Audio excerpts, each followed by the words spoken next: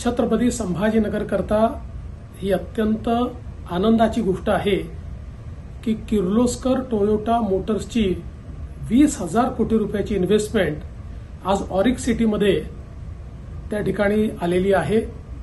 जवळपास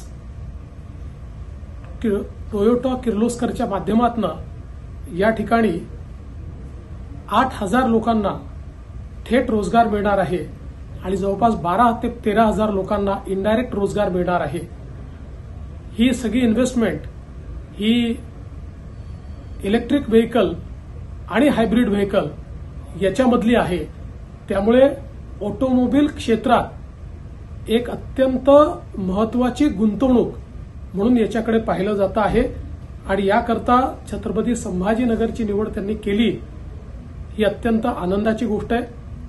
माननीय मुख्यमंत्री एकनाथराव शिंदेजींच्या नेतृत्वात सातत्याने आम्ही या गुंतवणुकीचा पाठपुरावा केला आणि त्यांच्यासमोर अनेक राज्यांची ऑप्शन्स असताना आणि विशेषतः कर्नाटकमध्ये ते ऑलरेडी प्रेझेंट असताना देखील त्यांनी महाराष्ट्राची निवड केली।